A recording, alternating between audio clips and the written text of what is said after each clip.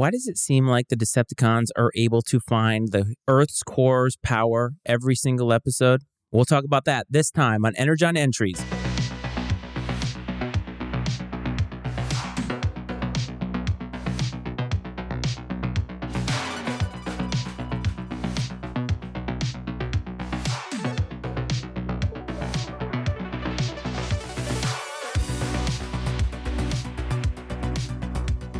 Greetings, everyone, and welcome back to Energon Entries. This is episode 9, and as always, this is your host, Matt Freites. I hope that you've been enjoying the show thus far. I've been enjoying putting it together, so let's get right into the episode. We're here in episode 9 as we go through the very first season of Generation 1, and quite frankly, it's been a fun ride. We've been getting a little bit more backstory, a little bit more exposition, and look into what the Transformers were doing before they actually landed on Earth, and that means before the pilot, which was the first 3 episodes. And as we get into this episode, we have gotten some backstory on Skyfire, we've gotten some backstory on Starscream, and now we have new robots galore with the Dinobots. And so in this episode, we start with Trailbreaker and Brawn, who are 2 of the quote-unquote more tougher Autobots, catching the Seekers attempting to steal from a power plant. Now, the Autobots have Teletrans send a probe out into the world to find out where the Decepticons are. Trailbreaker and Brawn are unable to stop them from stealing this steel, but they don't know what exactly it's being used for. Teletrans probe finds weird energy readings in the Peruvian Andes, and that's where Optimus Prime assumes that Megatron is. While there, Megatron is tapping into an old Incan myth about the Crystal of Power, which is somehow tapping into the Earth's core. The steel that the Seekers bring was used to make a weapon that can harness that power. So Megatron takes off the Crystal of Power, which unleashes the power of the Earth's core, and it goes directly into this weapon made of the steel that the Seekers stole. When the steel fails, Megatron invades a nearby mining town to gain the metal that he needs to create this weapon over again. He is not very happy about this, as obviously he was hoping to only have to do this once, and once again, Starscream has let him down. The Autobots travel to the Arctic Circle by car to retrieve Skyfire, as they need him to mount an aerial attack on the Decepticons in the Peruvian Alps. Skyfire goes back to Autobot headquarters and picks up Brawn and Windcharger to go confront Megatron and crew. While Brawn and Windcharger battle Soundwave and his tapes, Skyfire attempts to destroy the weapon by climbing to the top of this temple. Thundercracker foils his plans, but is undecided on what to do, as he doesn't want Starscream to get the benefit. Starscream catches Thundercracker in his indecision and blackmails him. He blasts Skyfire and incapacitates him in the process. Once the Autobots have arrived to the Peruvian Andes, Megatron uses his fusion cannon to shoot the mountainside and cause an avalanche to distract the Autobots. This does temporarily distract the Autobots as they use their guns to blast the avalanche and save the village, and everybody's very happy. Inside the temple, Bumblebee and Spike attempt to thwart the Decepticons' plans. In doing so, Ravage catches them and attacks Bumblebee while Spike repairs Skyfire. Meanwhile, Optimus Prime and Megatron battle outside.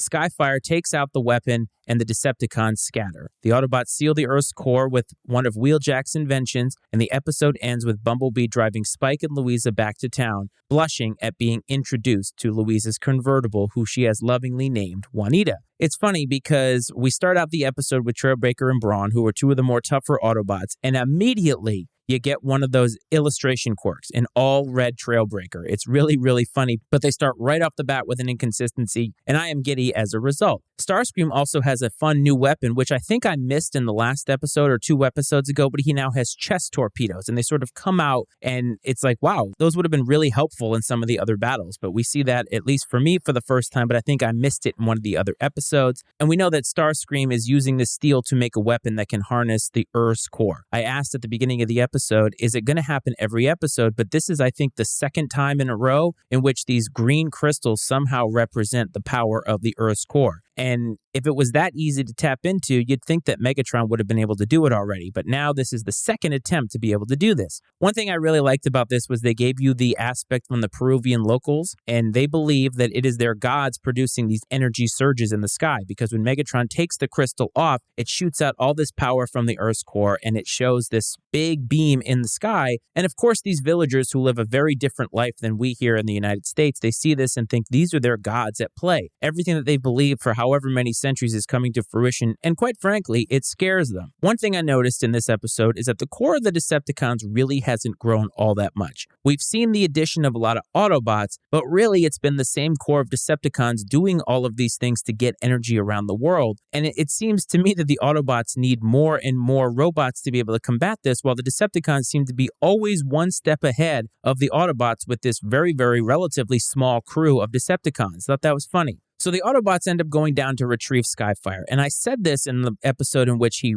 recrashed into the Earth is, why didn't they retrieve him then? Why did they assume that he was unable to be rescued? But in this episode, they go right to where he was. They drill into the ice and boom, there's Skyfire. They're able to find him. No sweat, no problem. So if it was that easy in this episode, why didn't they do it before? Because wouldn't he have come in handy in literally any other time than right now? So it's very convenient that they waited until right now. 2 episodes. They could have done this before, but they decided not to do it. It seems kind of interesting and also seems like not a great leadership move for Optimus Prime. Like, why wouldn't you want to have as many high-powered Autobots at your disposal as possible? In all of the skirmish that takes place in the Peruvian Andes, Brawn gets shot by the fusion cannon right in the chest, and honestly, it was just fine. This is something to keep in mind because as we get into the movie, which is something I remember, I don't have to pretend that the movie doesn't exist because I've seen Transformers the movie so many times, and we know that Brawn dies from a shot from Megatron's fusion cannon. Now, he was in gun mode, so maybe that means he's more powerful, but here he gets shot directly in the chest. And then, not long after that, he gets shot, I think, in the face by Soundwave's cannon, and again, totally just fine. So it's interesting the inconsistencies there because Megatron's fusion cannon, at times up until this point, has been displayed or shown to us to be overpowered, where when you get shot from it, it incapacitates you. Ironhide has had this happen. So Brawn, who I guess is one of the tougher Autobots, this really isn't an issue for him, but it may become an issue in the movie. So this is something we should watch as this show goes on. It always makes me wonder how long it takes the Autobots to get to these places all over the world. I think it's understood that they are in the United States as to where the Ark is and where Autobot headquarters is. Every time they go somewhere, it's Autobots, roll out. And that means that they drive everywhere. How long do you think it took them to get to the Peruvian Andes from Autobot headquarters? It means they got to go all the way from wherever they are and drive all the way down to Peru. That's going to take them days to get there. And you'd think that in the time it took them to get down there, Megatron would have actually accomplished his mission, gotten all the power he needed, and be the most powerful being on Earth. But apparently that's not the case. I don't think we get any real idea about how long it takes the Autobots to get there, and that always makes me chuckle because I know for me personally, I get annoyed if I have to drive an hour out and back to go somewhere, but the Autobots are like, nope, we'll drive all the way to Peru. Totally fine. We're totally going to make this happen. And this goes back even further to, hey, if we had Skyfire, we wouldn't have to drive all the way down there. Maybe we could all go down there. And that's another thing. Skyfire, when he goes to pick up Brawn and Windcharger, he can pick up the Autobots in Transformers form. So I think there's a little discrepancy into the scale of how big he is compared to how big the Autobots are. And that's something I think goes along with the inconsistencies of the animation, quite frankly. I mean, Megatron does go from this giant robot to a tiny gun. Soundwave goes from this giant robot to a tiny tape deck. It is what it is. It's the 80s. You kind of just roll with it. I also noticed that whenever the Autobots and Decepticons battle now, they seem to be doing more and more damage to infrastructure and land. But there's never really any repercussions. There's never really any civilian deaths. You never hear about any of this. They just seem to be able to do whatever they want. They crash a bunch of things. They knock over a bunch of buildings. And cool. At the end of the day, the Autobots save the day. So hooray. Everybody's very happy. Another inconsistency, Skywarp speaks and has Thundercracker's body. I think that's amazing. And I just think that these inconsistencies are part of the fun. So Starscream catches Thundercracker in a treasonous act, and ironically,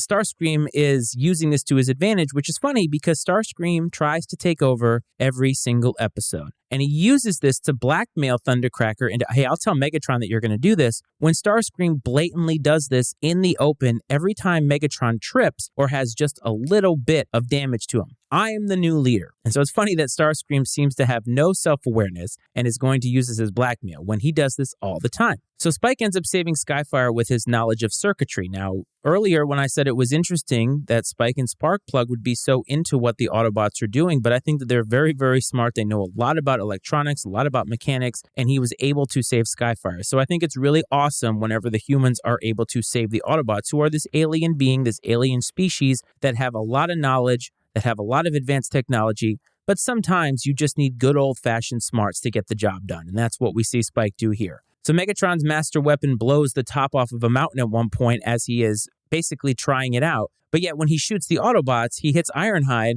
and Ironhide is just fine. These inconsistencies, they're going to be part of it. It just does make me laugh, though. Megatron's fusion cannon, is it overpowered or is it underpowered? Is this new weapon that they're using the Earth's core from, is it super powered? Is it going to be able to take over the Earth? Or is it just able to lightly damage the Autobots? So on one hand, it can take out an entire mountain. No sweat. And you'd think that it'd be able to disintegrate an Autobot. But it doesn't. It is what it is. But Ironhide gets hit directly, shakes it off, ends up fighting Megatron anyway, and everything gets saved. The whole episode I thought was very interesting. It was one of the more inconsistent ones because it just had a lot of questions that needed to be answered. But again, we're not taking this too seriously. It's just really a sarcastic view of some of these things. Like, how long does it take them to drive there? Which weapons are actually the most powerful? We're not ever going to know because the whole point is robots fighting robots, fighting robots, fighting robots. And at the end of the day, the good guys seem to win all the time, no matter what. It's a fun ride. Let's just enjoy it. What did you think of this episode? And what have you thought of the podcast so far? Get in touch with me. mattyicemedia@gmail.com is the email to get in touch. There is no social media for this episode. We're having fun. We're not trying to break down canon. We're not trying to break new ground. We're just having fun watching Transformers as a 40-year-old man with his son. Hope this finds you well. I hope this finds you safe. And we'll see you next time for episode 10. This is Energon Entries.